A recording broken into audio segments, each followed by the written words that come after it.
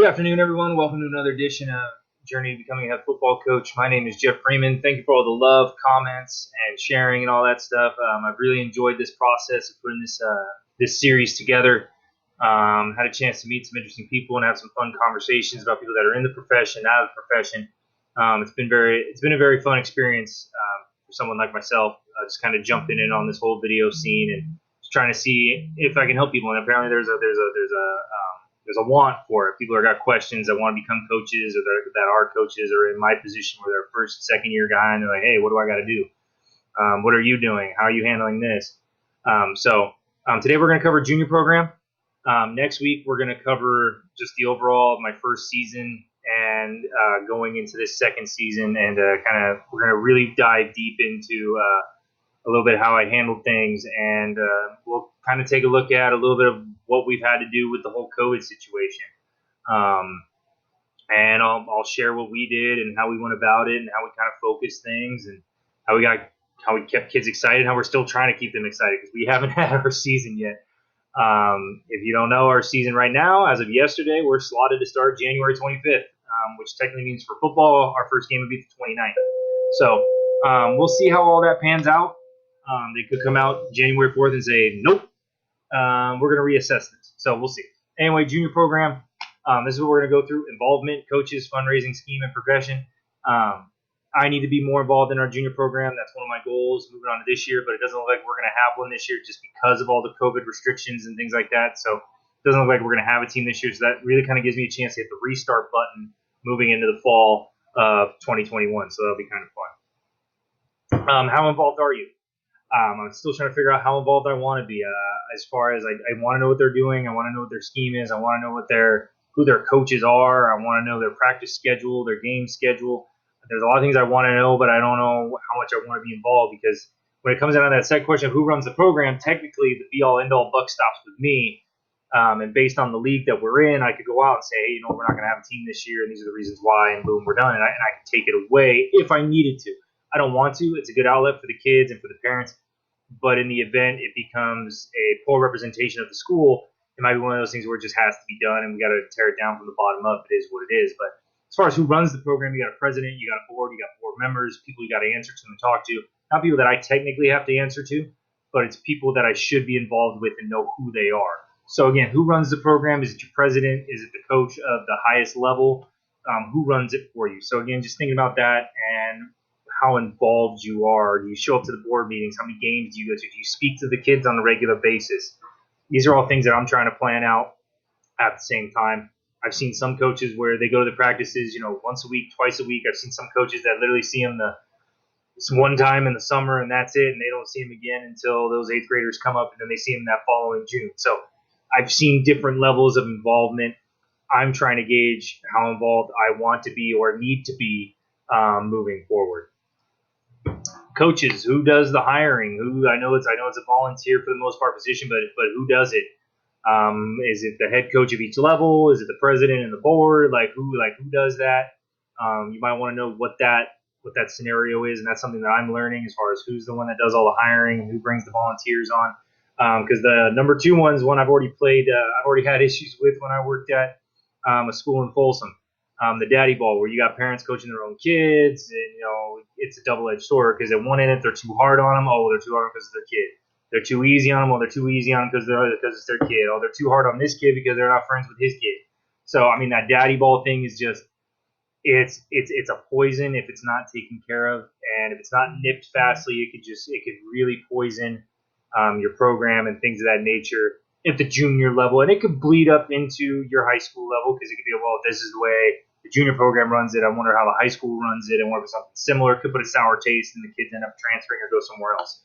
So, and then evaluation. Who's the one evaluating the coaches? Who evaluates the board members? Who evaluates the president? Is that you, or is the board members evaluating the president? I know there's voters. I know there's elections and things of that nature. But who ultimately evaluates the coaches and their performance, and who takes a look at, how the kids are being held accountable, how the coaches are being held accountable. And everyone likes to say that word, held accountable. I heard a really good podcast the other day, and held accountable just means someone needs to be held accountable. That just means somebody needs to be fired. That's our new definition of being held accountable is, well, that person needs to be fired, or someone needs to be fired, someone needs to be held accountable, or in other terms, pass the buck and fire somebody so that way it looks like you did something. Instead of sitting down, having conversations of why the event happened, who was in charge, what are realistic consequences, versus someone just needs to be fired. That's kind of the new societal definition of being held accountable is we just need to find someone to fire. That's kind of what it boils down to. And you could argue that point till the cows come home. But that's my interpretation, and that's something that I had heard on a podcast earlier this week, and I was like, you know what, that does make a lot of sense, because usually when you hear the word held accountable, someone within that day or that week gets fired, and they say, oh, this is the person that we're holding responsible. They're fired. So again, who's the one doing the evaluating of your coaches? Who's doing the hiring? And how's the daddy ball situation? Is your program perceived to have a high percentage of daddy ball, a medium percentage, or very low percentage? And how do you manage that? And how do you teach those lower coaches to handle that? Or do you just say, hey, go for it, have at it? So it's something I have a lot of experience with. But again, I need to integrate myself more with my junior program to really find out what the rumors are and what things, as far as our mentality of achievement, need to be changed. So that's something that we need to look at, is our mentality of achievement down there, and see what we're assessing and what we're evaluating, and how our kids are performing down at the lower levels. Fundraising, what do they do? I've heard of car washes. I've heard of candy bar sales, card sales. Do they use any of your fundraisers? We work through BSN, and BSN does stores for us, and things like that. Do they do things like that for you? Do you buy their equipment through your program? So then that way, if there's any percentage kickback, you get it back, and so do your coaches and stuff like that. You fundraise with them. There's a big old. Sometimes there's camps at a previous school I worked at where the varsity players come down and they coach the kids for a week. It's like a big old camp, and then they teach them their scheme and stuff like that. And there's a barbecue at the end with a little fundraiser, stuff like that. So who handles the fundraising? Obviously, again, president, board. Is it run by individual team? Do they do one big program one? Are there jersey sales? Do they do some funky things like that? Again, what kind of fundraisers do they do? How do they pay their bills? And how does that business get kind of taken care of? Again, things, I know our program did car washes. Other than that, I haven't really heard too much about what they do, trying to get them on the online fundraiser route, whether it's a vertical or snap or the one that's run through CIF. There's a couple different ones. So still trying to get them on that track to even raise a little bit more money. And again, if you're not on the online fundraiser track, I suggest you get on it as a football coach. The snap fundraiser is amazing. We just made close to $10,000 during a COVID time like this in California. Raised over, $11,000, came away with close to a $10,000 check. So, and we literally had to do nothing besides enter some emails, and that was it. So, real easy stuff, real easy stuff for your parents and your student athletes to get behind, because it's not a lot of work on your end. Yeah, there's a little bit of a back end takeout, again, 80-20 split usually with some of those. But again, would you rather have been put in a whole bunch of work and a whole bunch of time and a whole bunch of effort that gets taken away from coaching and being on the field and making sure your kids have grades? Or would you rather say, you know what, take the 20%, take that off my table, so then that way I can focus on the coaching and everything else? So there's a give or take. So again, I highly recommend it. Like I said, during these COVID times, we were still able to raise close to $10,000. So, that alone should kind of tell you, if it's not COVID times, we're going to be raising $10,000+. So, that just kind of tells you when the economy's going well and everyone's happy, we're going to be good. So, again, fundraising, what do they do? Do you do it with them? And do they use any of yours? And do you want them to? Maybe you don't. Maybe you want to keep kind of things unique. Maybe you want to have them do like restaurant fundraisers and car washes and things that kind of serve the community, whereas the high school, you want to do the big bangers, the online ones, the card ones, the big bang for your buck ones. So, that, again, 100% of you, the lift-a-thons, stuff like that. So maybe that's something that you guys would rather keep. Again, I'm trying to piece that out myself. I really want to do a lift-a-thon here. I just don't know especially now, we got to really figure out how we'd want to piece that together as far as a lift-a-thon is concerned. But I really love to do a lift-a-thon. I want to keep our snap fundraiser and our BSN stores work out really nice. So again, if you have the ability to work with a company like a BSN or an East Bay, I know they all do like those things where they can set up a store for you. And a lot of these other smaller brand ones also do the same thing where they'll set you up with stores, team lockers, stuff like that, where people can go buy it and you'll get a percentage back. So a lot of these uniform supplementers and these big companies are doing that for you, which is really nice. It's really easy. They set up and they ship it right to their house. I mean, before there was one year where I saw someone, they had to hand it all out. Nowadays, they just ship it directly to your house, so you don't even have to worry about separating things or putting things here or there. So it works out really nice. Scheme. Does your scheme work for them? Can it be scaffolded? Can the coaches teach it? So, I mean, if you're running some complicated, spread RPO read zone game, does that work for your lower level? Do they have the kids? Do they have the talent? Now, I'm not saying, you can't teach them the formations. You can't use the same terminology, but they might not be ready for RPO. You might just be able to run inside zone, outside zone, veer, sweep, trap, counter. You might just be able to line up in one formation and run those things. Can it be scaffolded? So can you break it down from the varsity all the way down there? Okay, we run these 9 plays, these 9 run plays at the varsity level. I want you to run, these 4 by the time they become freshmen, these 3 by the time they're in the 6th, 7th grade, these 2 and this 1 the very first time they come out. This is the only one. This is the only one play I want to run. These are the 2 pass plays. So it's like, can you scaffold it that way for them? And then can the coaches teach it? Have they ever been in that system? Do they understand that terminology? Do they understand the X's and O's behind it? Do they understand the reads? Do they understand the progression? Those are all things that you need to sit down and have that conversation with, and that's what I plan to do, is sit down and say, okay, let's have a couple of meetings here. I want everybody from the junior program out so we can have this conversation. Okay, this is what we're going to do. This is how the varsity runs it. I'll break it down, what we want the JV to do, the freshman to do, and the junior program to do. I mean, like freshmen, we tell our freshman coaches, hey, I want to play nothing but man on defense. And I'll tell you from a defensive standpoint. We want to teach nothing but man. No, everything is man coverage, man coverage, man coverage. That's it. So you're running 0, you're running man free, you're running 2 deep man under. That's it. Those 3 is what you got. And then JV, you're mixing some cover 2, maybe a little bit of cover 3. And then that way by varsity time, they have all the man, they have the 2 basic zones, and then we can go to cover 4, cover 7, cover 6. We can do inverted zones, we can do spies. We can do match coverages. We can do pawns coverages. We can really get specific on what we want to do, but they need to have those basics of man, cover 2, cover 3. And that's what we feel like they need to have. So, like, what are you teaching down at the junior level? Do you want them running nothing but man? Can they run nothing but man? Is that what most of them do? Can they do that? Or do you want them running nothing but zone? I'm a big believer. This is kind of an old basketball principle. I don't really like man or a zone being taught anywhere before 8th grade. I really don't. I know there's a lot of books out there that say, like, you shouldn't teach zone until kids get into high school. Some even say college. It's like it needs to be man-to-man from the time they pick up a basketball all the way up through high school. Like, they just need to learn those basic fundamentals of playing man-to-man, person-to-person defense, whatever you want to call it.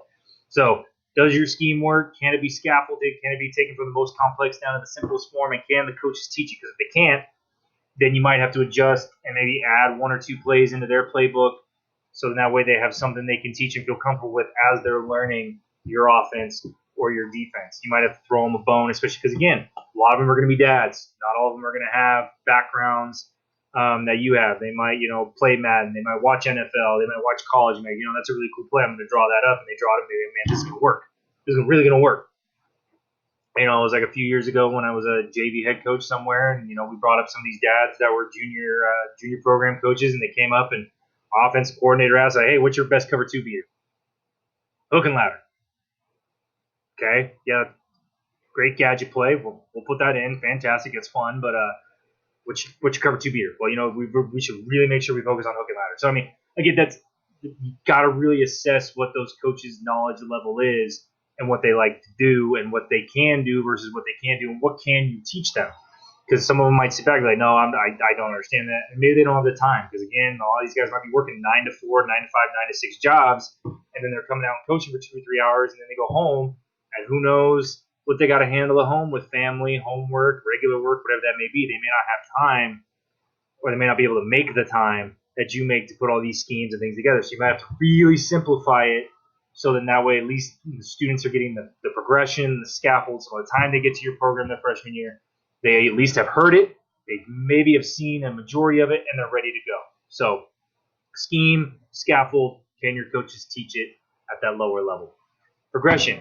getting the junior program involved in your practice and games. I mean, there's been little junior program walkouts. They have all the kids come out in their uniforms, having them on the sidelines, being your ball boys. We did that all year this year. We didn't do it my first year here, and it was one of those things like, why don't you have them out here being your ball boys or your water boys or whatever? Have them out here, have them keep track of the tees, stuff like that. Have them, write down. When I was at a previous school, I had a junior program kid. Every time I made a defensive call, he wrote it down. So then that way I knew exactly what play was what defensive call. And I said, hey, let me go back. What was play, number 12? He said, it was over zone 3. So, okay, I know what we were doing. We were in the over front. We were running cover 3 on the back end. All right, cool. We're ready to go. So, and that's just completely made up. But at any point, he wrote it all down out of a chart that I gave him. So every time he heard me call a play, he would write it down. So then when I go back and watch film, I could fill it in, and then I could watch how the kids did. Be like, hey, well, wait, I called this stunt. Why? What are you guys doing here? Like, such and such. I read this. I read that. So again, having them involved in that. Plus, then that student, that little young athlete, gets to be around all those high school kids that they look up to already, and they're learning the offense or the defense as they're charting your game for you. So now, of course, that's going to have to be like a 7th or 8th grader. You can't have the 4th, 5th, maybe 6th grader do it for you. I mean, that's really pushing it, but you got to have that junior high kid really there that's paying attention, that's there ready to write it down for you real quick. So determine the progression, scheme, and involvement. I mean, again, if you're a spread team, what is the simplest spread team that the little guys can run? And then what's the most, complex you can get by the time they're in 8th grade, and what do you want them to know by the time they come to your program? And then bridge between the junior program and high school. I mean, how much do you talk about the junior program at the high school? You invite those kids to visit, anything like that. Anything you can do, whether it's a fundraiser, whether it's a meet and greet. Do you invite them to your banquets? I just thought about this year. I was like, the junior program, I mean, we could invite them to our banquet. Why not? Even if they're still in playoffs, they can come watch our banquet. I mean, what's the big deal in that? They come watch it. Not more often than not. Probably some of them have some siblings that are playing at the high school already. So why not invite them to the banquet? So again, little things I'm trying to piece together and add and whatnot. So I mean, that's kind of honestly where I'm at with it right now. I'm really trying to piece it together. I gotta get a restart year or a reset year. There's most likely going to be a new president of the board for our junior program moving into the fall of 2021. So it's kind of a restart. Like, okay, what are your fundraisers going to be? What's the scheme going to be? Who's hiring coaches? It's kind of like we get to kind of start. It's nice and it sucks all at the same time because those 7th and 8th grade year old kids don't get their final year, especially those 8th grade kids don't get their final year. And we're staring down the barrel. Some kids in California might not be able to play based on this tier system and stuff like that. And we'll get into that later. But in any case, some of these kids are missing out on their final year playing. I know you could say, well, there's kids last year that missed out on graduation. So I understand that. That doesn't mean it's right. It shouldn't be right now. So in any case, trying to piece that together. So again, that's what I got for you today as far as the progression, as far as the piecing together of a junior program.